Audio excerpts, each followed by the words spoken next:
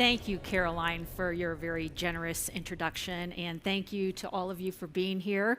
This is my first time to Banff, and I arrived late last night, so I didn't have a full appreciation of the magnificent nature that we're surrounded by. And this morning when I opened my window, my breath was taken away. It's such an extraordinarily beautiful place, and I feel very, very fortunate to be here for this event and this really wonderful gathering, as it's so rightly called. Some of my IBM colleagues and I were talking about how wonderful it is to be at this conference because it's so different than a lot of the other conferences that we find ourselves at, which are very technology focused, but we're very, very happy to be here with you. As Caroline said, IBM's engaged in work for a number of our clients around brand experiences. And so I'm going to talk about that. I'm going to talk about it in the context of how AI is changing that. And I've got kind of a little bit of a mashup of taking some AI and then taking some thoughts from a big study that we did around brand belonging, which I think is applicable to a lot of the conversations that's been going on here, and talk about those two things together. But first, I'm going to start with a question that a lot of people, some of you might be asking, is like, why is IBM here? I find this, I usually talk about this, especially at any marketing conference that I'm at. Last year I was at Cannes, and I started with like, why is IBM here? And I purposely chose our Rebus logo designed by the iconic designer Paul Rand, because I think it speaks to the company's history in design. As Caroline said, our company is 108 years old. We've continued to evolve as a company over those 108 years. You might be surprised, I certainly didn't know this, but nearly 70% of IBM's revenue these days is derived from services. So this is not a hardware company, it's not even a software company. This is primarily a services business.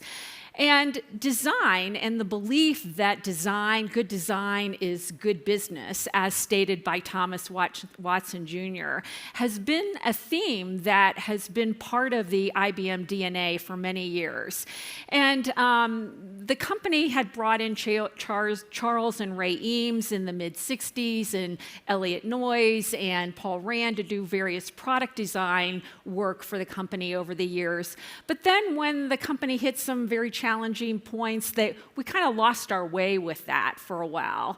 But I'm happy to report within the last decade, we've been working very hard at reclaiming our roots in the world of design. And recognizing that as the company transforms, the way in which our people work needs to transform as well. And so it was with that thought that IBM went to the D School at Stanford and commissioned our own version of design thinking, and has adopted design thinking inside our nearly 400,000 associate company as the way in which we solve problems for our clients. And so today, nearly 200,000 IBMers have been trained on design thinking, and it is something that is the underpinning of the work that we do today.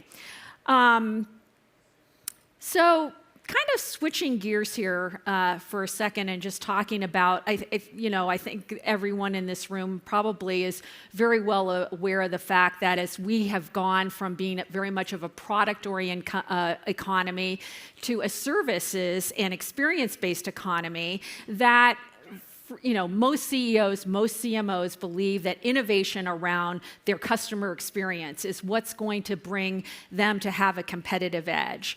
And it was really with that notion, as Caroline said, we have a group inside IBM called IBM iX, and it was with this notion that customer experience was going to be such an important part of our client's business that motivated IBM to create this group. So we have 42 studios with 16,000 associates across the globe, and the company that I founded was the first agency that IBM acquired in this space. And really, we work at the intersection of strategy, creative, and technology. We help clients think about their businesses differently. We talk about don't be let's Uberize your business. You don't want to be Ubered. And so reinventing your enterprise and thinking about what that might mean from a digital strategy standpoint. We work at transforming that strategy into whatever innovative experiences might be for that client. And then certainly the technology underpinning and platform that really drives that is part of the process as well. So when we think about AI, at IBM, we think about AI as being augmented intelligence as opposed to artificial intelligence. It's about man and machine and those two things working together. But last week, our chairman, Ginny Rometty, said this again at our worldwide conference, that every single job will be impacted by AI. And that's why it's really important that we as marketers really understand this, because every single thing that is happening in any of our clients' businesses is going to be impacted by AI. And we have a stand that we believe the world will be better for it. As Caroline was saying, our purpose is to be essential, to help change the world in a very authentic and real and purpose-driven way. We are a B2B company. We suck at B2C, let me just say, as a company, as a brand. I think we learned that with the IBM PC. We are not a consumer-facing company. We are a B2B company. And where this matters, I think, in this particular area is that because we're a B2B company and we're built for enterprise, the data of our clients is always their data. We are never compromising or utilizing or leveraging our clients' data to monetize anything for ourselves. Our clients' data is their data, and that's the way that it is inside IBM. And I think that that's become even a more important thing to consider when you're partnering with someone in this space, when data is driving so much of what's happening.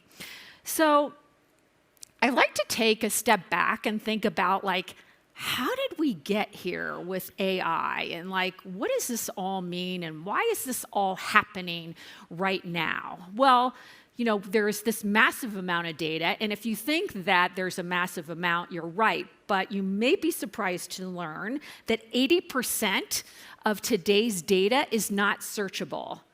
80% of the world's data currently is not searchable. And just think about how overwhelmed we are today with 20% being available to us. So it's this massive amount of data.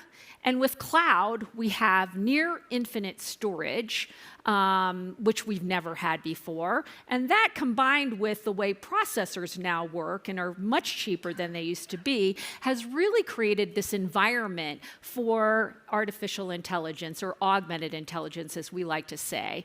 And as marketers, this is a huge opportunity, but because it allows us to personalize things in a way that we've always wanted to be able to personalize things for our clients, but we haven't had the opportunity to.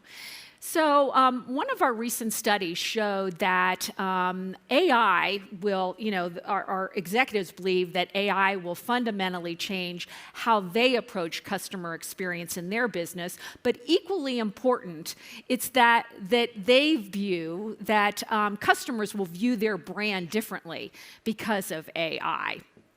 And so, we're seeing this in different spots, and I just am going to kind of hit a couple of examples. Some of them you might be familiar with. Here we have Stop & Shop, who is starting to pilot driverless grocery vehicles in the greater Boston area to bring a collection of Stop & Shop produce and meal kits and convenience items to your doorstep. Certainly starting to pilot. We're going to see a lot more of this happening. Some of you might be familiar with Sephora and what they've been doing with their facial recognition and artist program, which will allow you to try on cosmetics and then send the cosmetic to a bot who will tell you whether you've got an up or a down arrow in terms of how it enhances your features. And here's another example with KFC in China, its AI is helping to infer what a customer might want to order. The program collects data like gender and facial expressions and other visual features to provide menu recommendations to customers. We certainly are using it. We've created a whole suite of tools, Watson Assistant for marketers.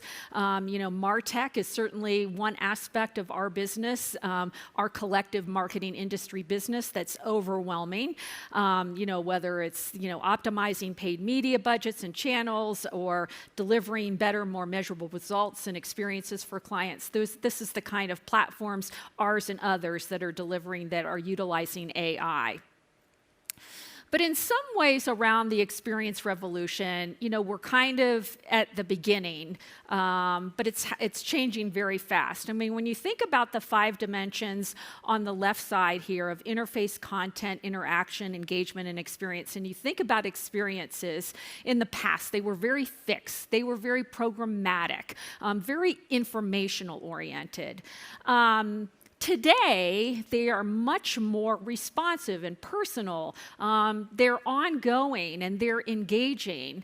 But where we see this going is that these experiences as consumers that we will have will be very fluid, and it will be in the context of our lives. And when there aren't screens anymore, which I know is really hard for us to get our heads around, but that's where all of this is heading. They'll have an emotional component. We were talking about humanity and the emotional, how powerful emotions are in our last session with North Face. This is all part of what's happening and what will continue to be cultivated as we have the ability to be more personalized with what we're delivering to our customers. So technology enables, but we as marketers have to deliver on the needs and expectations of folks. And we have a saying inside IBM iX that the last best experience anyone has anywhere becomes the minimal experience for that experience they want everywhere. And I was reminded of this last week. I was in a business dinner with one of the world's largest retailers, and we were talking about their internal operational processes. And he was a fairly young person, and he was talking about that it's not acceptable in their company anymore for the internal operational experience to be, those gnarly, crappy, not very intuitive interfaces that we've all had to deal with in the corporate world.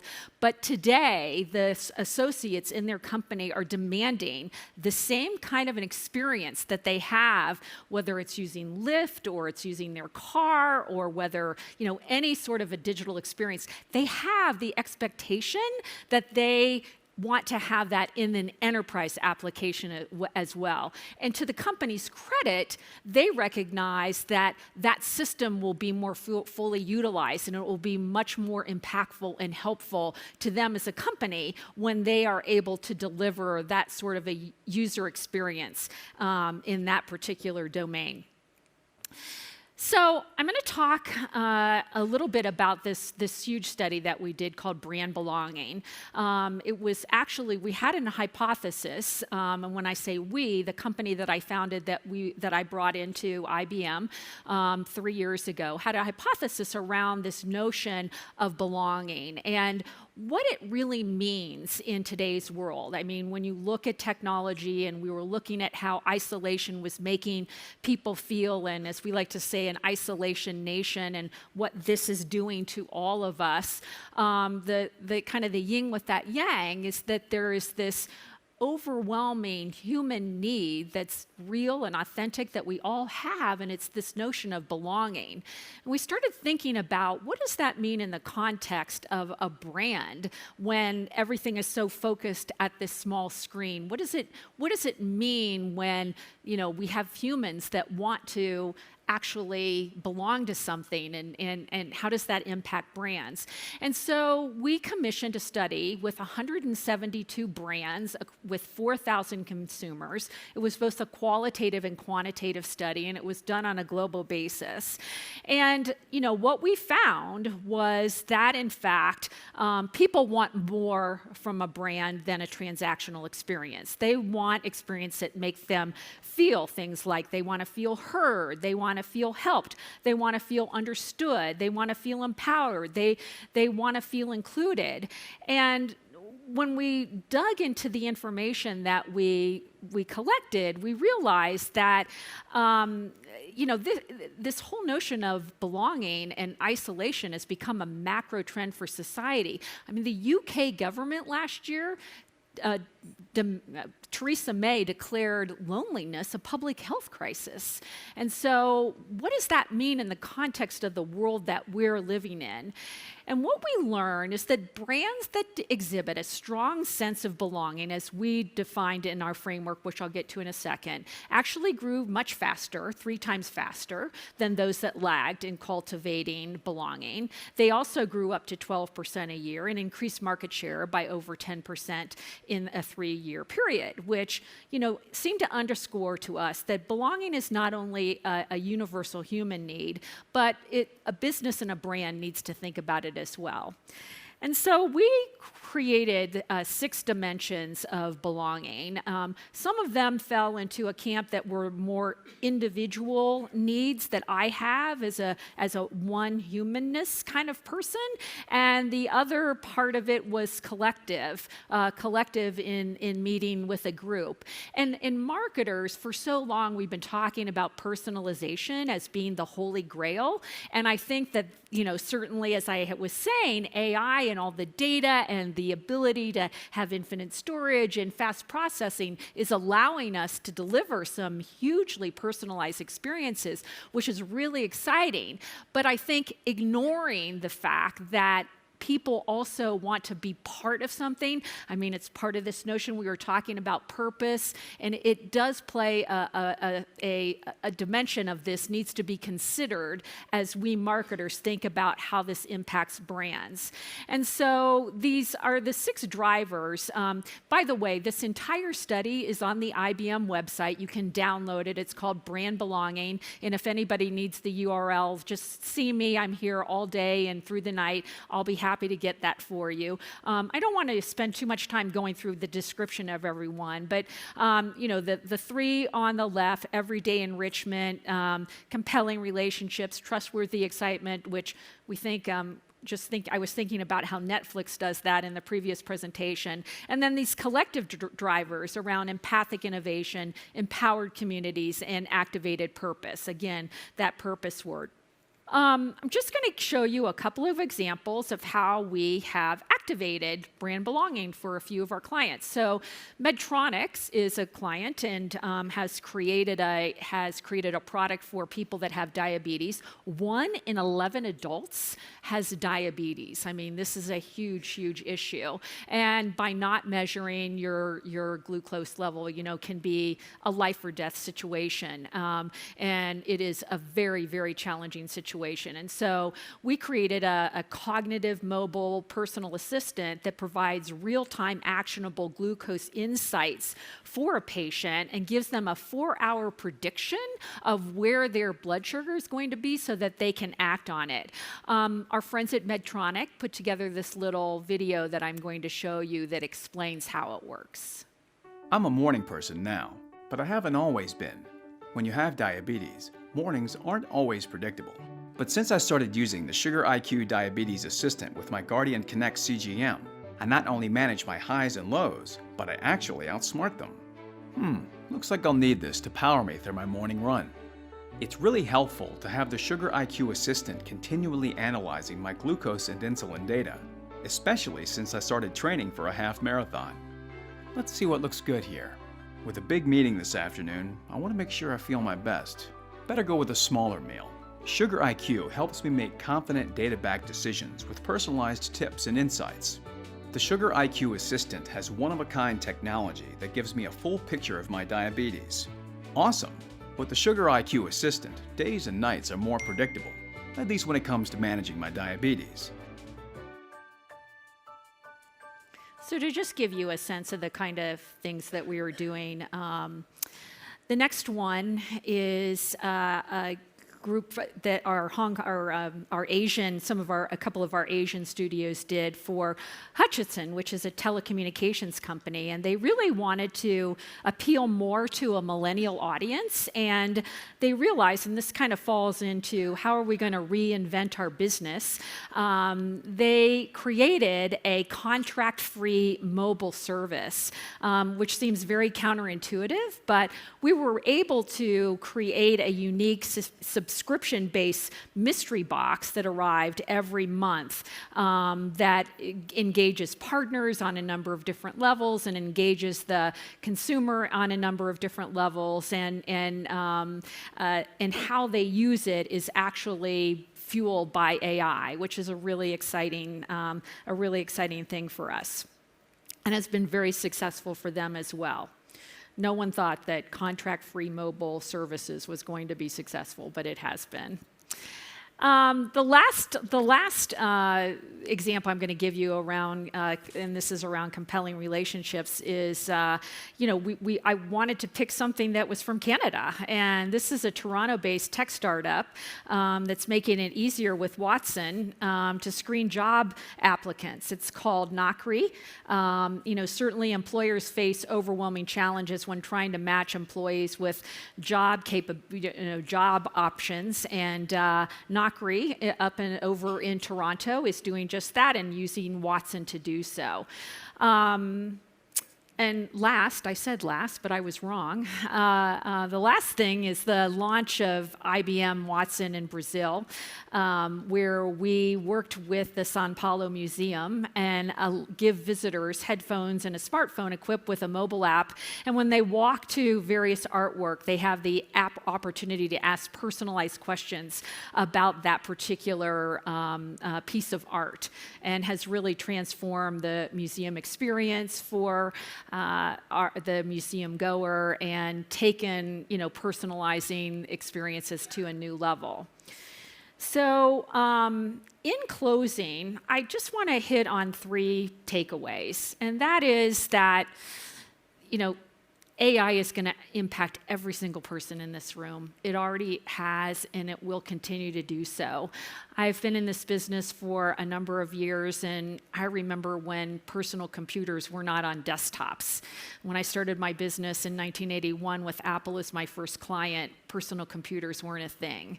And so AI is another revolution that we're going through. It's not something to be scared of. It's something that I think if things are in the right hands, it will enhance our world. And so thinking about how to utilize it and what your intention is for utilizing it is very important. But please know that it is on the doorstep if it's not already in the house. This is happening very, very rapidly, much more rapid than many of us thought that it would. And I think it's important to try to pilot and take things, one step at a time. It's important to understand when you're talking about machine learning, the idea of machine learning, the word learning is there for a reason. You don't just deploy AI and overnight it changes an experience. The machine actually has to learn. I was saying to somebody the other day, about 4 years ago, I had the opportunity to ride in a Google self-driving car, and everybody said, well, what was it like? And I said, well, it was a bit like riding with a new driver. It accelerated too fast, and then it stopped too fast. And then I thought, oh, bless its heart, it's just learning to drive. It still needs to learn. And that's really true, that implementing AI is a minimum a 6-month to 2-year kind of a endeavor. And so starting to pilot things and play with it now, I think, is really important. And then finally, that AI is essential for delivering on this promise of personalized customer experiences and belonging experiences. It's the fuel that will drive those experiences. And so starting to think about that is really important. And so there was one last thing that I was going to share with you that has nothing to do with IBM and nothing to do with marketing, but I thought that it was kind of cool because it was the first that I had seen this. So there is an album out there, a multi-artist music album composed completely with artificial intelligence. Its goal was to show that AI can be used to create new and compelling music from a number of different data sources from all over the world. The artist is called Skygge, which is Danish, and it means shadow. And the album is really intended to become a landmark album in the history of technology and music creation. So as Owen is coming up for our Q&A, I think Ben is going to share with us a cut from this album.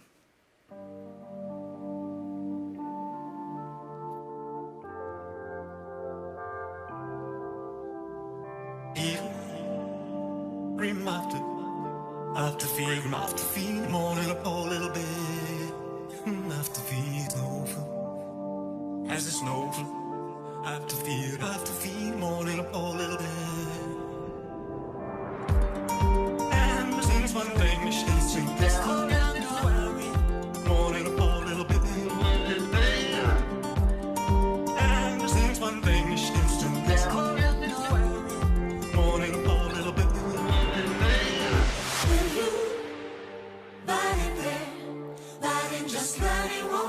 My magic man, please come on, Georgia, Lighting just lighting won't hush. My magic man, you, lighting there. Kind of makes you want to Just lighting won't hush. My dance. magic man, So thank you so much for your attention.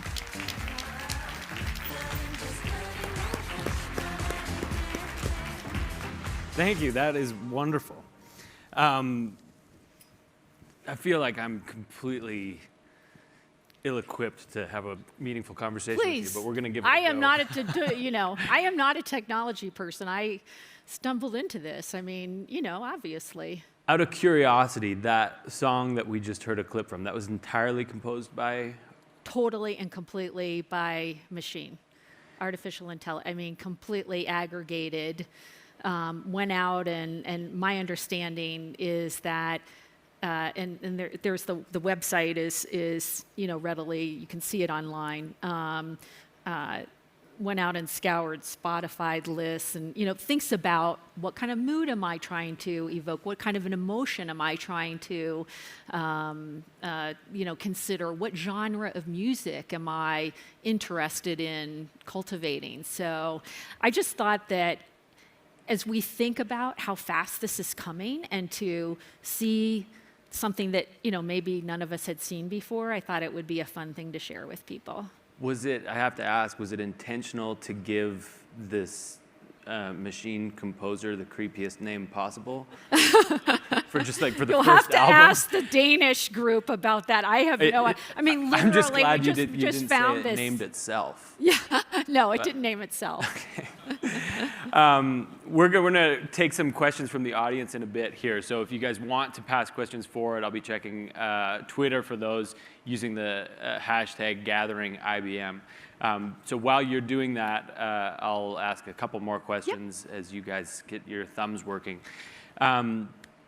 Elon Musk, among other sort of leaders in technology and disruption and whatnot, have urged caution when it comes to AI. And I don't think that it comes out of sort of visions of a post-apocalyptic machine world or something like that. But what do you think are the necessary sort of guardrails that need to be put up as this technology speeds to reality? Well, I think that it starts with what your intention is, and I think that that's the first thing to ask yourself. But I think one needs to consider how you're going to use it and who you're going to work with, and are your values aligned? And that's a little bit of the underlying message when we we talk as a company about data and how data is to be used and how it's to be leveraged or monetized or not so in the case of how our company looks at that.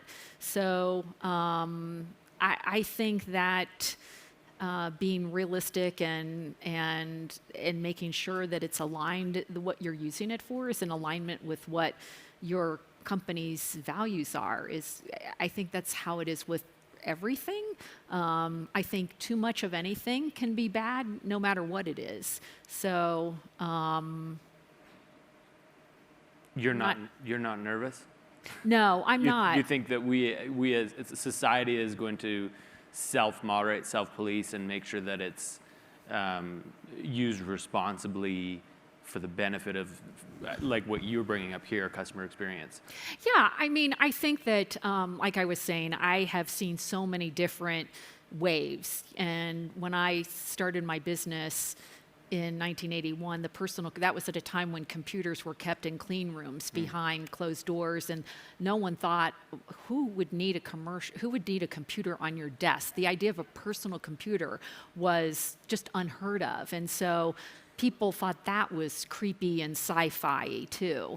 I, as a young kid from the Midwest, really was inspired by it. I was inspired by the notion that a computer was going to democratize information and my access to information, which was something that I was always seeking as a young kid. I spent a lot of time in the library, and so I felt as though it was going to be like the library at the tips of my fingers. And so I found that to be interesting. And fast forward, here I am 35 years later as part of IBM, and quite frankly, I never thought that, given that I started my business with Apple, I never thought that I would end up inside IBM. But I would have to say, in the last 3 years, I've learned more than I had in the previous 10, and I think it's very, very exciting, and I'm really delighted to be a part of a company that takes this work very, very seriously with a very high level of integrity, and it very much aligns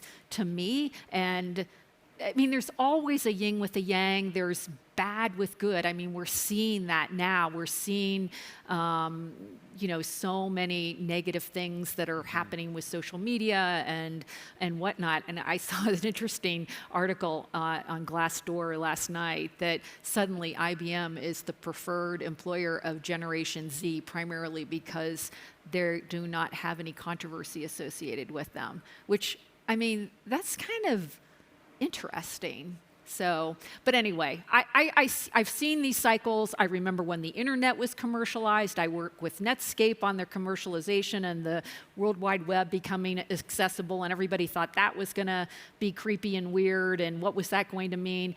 We're on just another flip of that. And so, yes, there can be bad things, but there's a ton of bad things in our world. I think that if in the right hands, with the right people, with the right intentions and the right values, it can have a tremendously positive impact on society. And that's what I choose to focus on. You bring up a really interesting point with Gen Z, like wanting to, or changing their employers of choice because they're not caught up in some sort of controversy. Obviously, the last 12 to 18 months has seen plenty of controversy when it comes to how data is captured, how upfront we are about capturing data, how then we use that data. All of what you've talked about today is driven by data. Absolutely. Absolutely.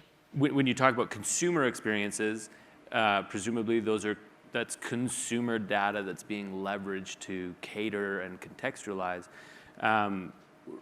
It feels a little bit, and you probably have your finger on this pulse of this much more closely than I do, but it feels a little bit that in the last 18 months with some of these controversies, there has been almost a little bit of a pullback.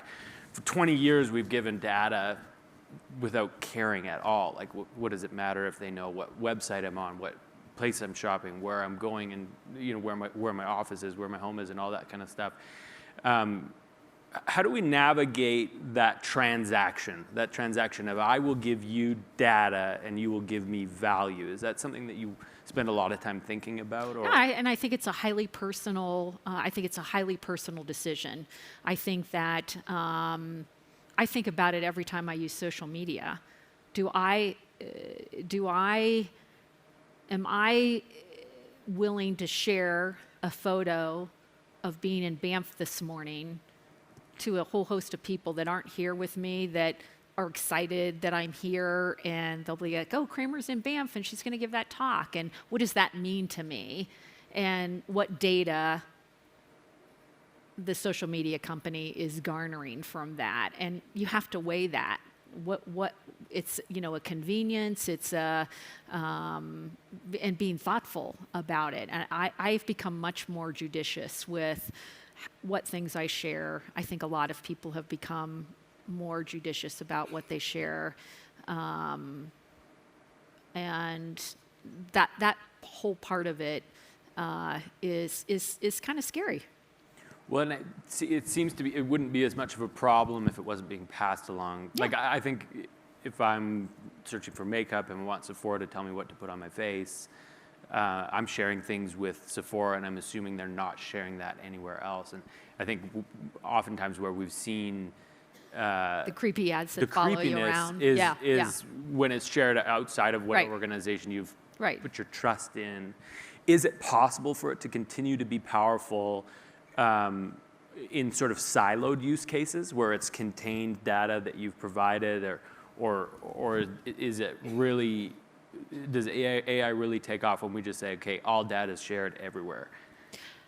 No, I don't think all data is shared everywhere. I said that 80% of the world's data is not even searchable yet. We can't even get to access to 80% of the world's data.